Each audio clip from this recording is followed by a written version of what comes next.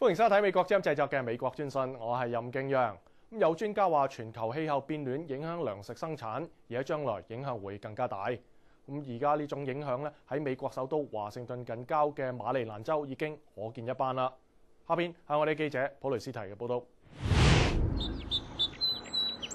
呢度係位於美國馬里蘭州嘅阿爾納特嘅農場，同幾年前有明顯嘅分別。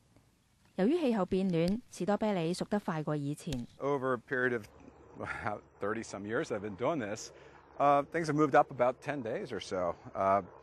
We can start picking strawberries the 12th of May. 大黃係嚟自新英格蘭嘅作物，適合喺寒冷嘅地帶生長。種喺其中嘅一條窄長田地上嘅大黃已經枯黃啦。明年開始就要慢慢淘汰呢一種嘅作物，換成南方德州嘅作物，例如黑莓。咁就可以喺溫暖嘅氣候裏邊有好嘅收成。全球變暖改變咗阿爾納特嘅家庭農場。You're probably looking at worldwide crop declines. 科學家預言大氣嘅溫度到呢個世紀嘅中期就會上升2到3攝氏度。皮尤全球氣候變化研究中心嘅古利奇就係其中嘅一位。赤道附近嘅發展中國家預期會受到最嚴重嘅打擊，因為佢哋嘅氣溫本來就非常炎熱。Poor countries already having their agriculture at the edge, and so you warm it up a little bit, and you can kill those crops.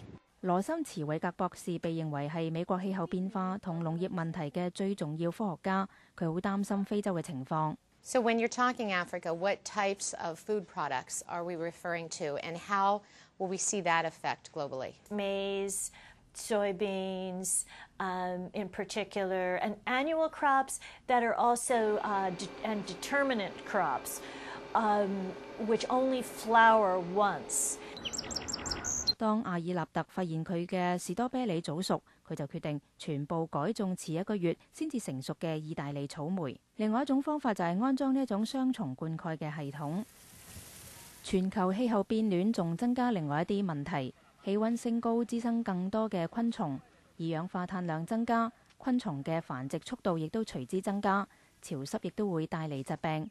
另外，氣溫變暖加快雜草嘅生長。There have been some new weeds that have come in, just some strange things. This is Canadian thistle, and it is spiny. Well, see how deep they are.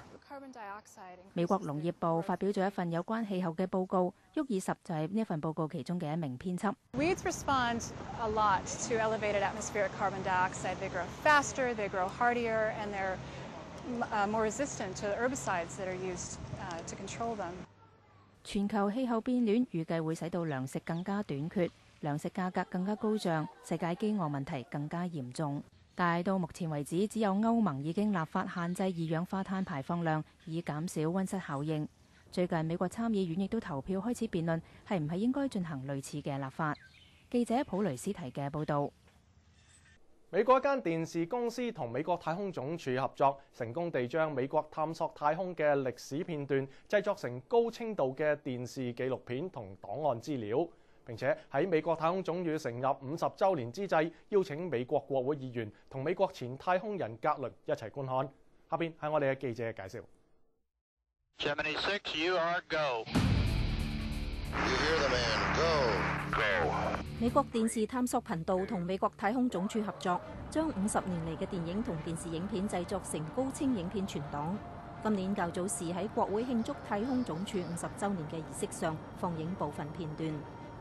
探索頻道創辦人亨德里克斯話 When Discovery was given the opportunity to not only celebrate a half century of images from our space program, but also to offer a beautiful and lasting preservation of these iconic and historic images for future generations, I was personally delighted. 探索頻道轉錄咗太空總署存檔嘅150多個鐘頭嘅影視資料，其中包括美國太空漫步第一人懷特嘅鏡頭。Okay, I'm separating from the spacecraft. Ed White is flying at 17,000 miles per hour, 200 miles above the Earth. Okay, I'm out. 1963年2月20號，太空人格倫環繞地球3周。Roger, 0G, and I feel fine. Capsule is turning around. Oh, that view is tremendous. What touched you about what you saw today? Well, I think just seeing some of the people I knew back in those days, Ed White in particular on that spacewalk. Ed was a real close personal friend. He was one of the most outstanding men I ever knew in my life, and I say that without reservation. And to see him and know that his life was cut short in a pad fire later on. There are a lot of reminiscences here just seeing all the people I worked with back in those days.